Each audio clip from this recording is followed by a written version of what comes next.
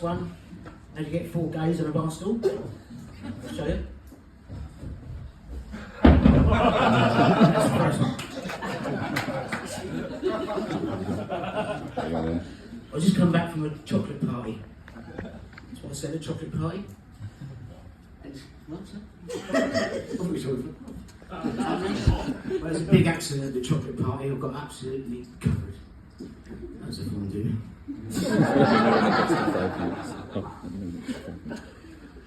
As you can see, I'm very small. I am stood up. I'm so small, I went to a bookshop. I said, because when you're small, you know, it goes all the way through you, even down to your willy. That's small as well. So I went to this bookshop. I said, have you got a book on small willies? He said, it's just in. I said, that's the one.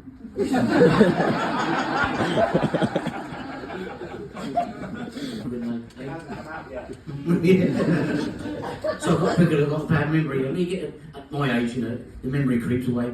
You know, what have I done? I can't remember, I'm dyslexic. You know, so I can't remember I'm writing. Well, getting from a willy, you get onto wanking. Because you know, it all goes on the same way, doesn't it? And I remember being young, in the bath, having a wank, like you do. Your dad walks in, says, son, what are you doing? I said, fuck off, Dad, it's mine, I wash it as fast as I like. I've recently come into some money. I had a wank in the purse.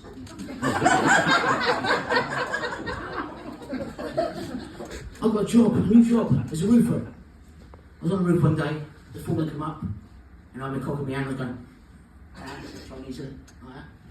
He said, what are you doing? Think of health and safety. I said, sorry, boss. He said, look, let's wipe the slate clean and carry on. I said,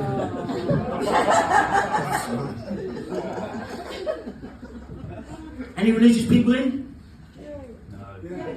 Quick one of, how does Jesus bite his nails? That's my religion.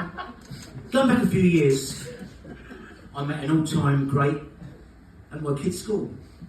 His name was Gary Glitter. I goes, bloody hell, Gary Glitter. I went up to him and goes, oh my Gary, what child's yours then? He went, I haven't chosen one yet. So I was talking away with him for a little while, but he said, I went out and had an evening meal out with old Jimmy Savile and Rob Harris the other week. I said, yeah, how did it go? He said, yeah, I got round there. He said, there's Fred West laying in the patio. There's Michael Barrymore around the back, throwing fags in the pool. He said, we all had our food and all that, and then Jimmy Savile passed around the under 8s. That wasn't there. Rob Harris decided to pass around the after 8s. That's for kids who are gone past 8 and not quite 16. You know? And he said, I'll try to get hold of Esther Ransom, he said, to ring up Childline and book a couple of kids. I said, no, you idiot, got it the wrong way. That's the phone number when kids ring up and they've been abused. He said, fuck it, I remember I got called. Anyway, go away from that. Anyway, I think my dog's been sexually harassed and that. I ran the Queens, really.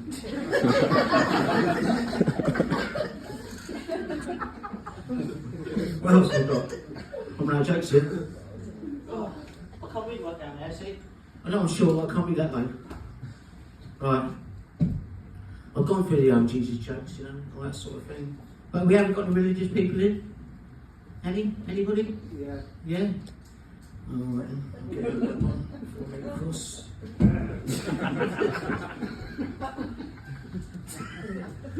I said I nearly didn't get here tonight. I broke down on the motorway. I was in floods of tears for about an hour. So the traffic, isn't it? You know, it's just where it goes. But yeah, I'm sure for one reason. I'm a test tube baby. My dad was a wanker. Sorry, Mum. That's the way it is. I was going to bring in, you know, when I get these family photographs, it looks funny when you're there, you know, you've got a little test tube there, that's your dad. And you've got a little test tube there with a little bit of liquid in it, that's your brother who's not quite made it yet. You know, it all comes to us at the end, you know. But getting old, it's got its drawbacks. You know, and also it's got its good points. I'm not far from being retired. That's a good point. But after government shafted me, I don't think I will retire. You know, my boss is in tonight, and I said this one before to my boss, and she cringed. I said I had a wet dream about my boss. She said, I dreamt she died, and I pissed myself laughing.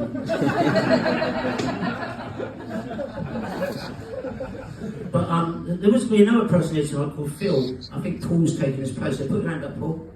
I said, that's Paul. His boss is going to be here tonight. And I had all these jokes for him because he's only got like a crooked arm. He's got like one hand and a hook. He holds his phone like that. And I had all the jokes ready for him tonight because I called him the claw. So and he's let me down. He's not come. You know what's so? So I was going to say, you know what I mean? When I die, Phil, I'm going to leave you one of my body parts. You know, I'm going to leave you my right hand to take the place of yours. But it's been well used, so you'd be alright. You know, but he's not here tonight, so I couldn't do that joke really. But I've been John Purkiss. It's nice seeing you. Have a good evening.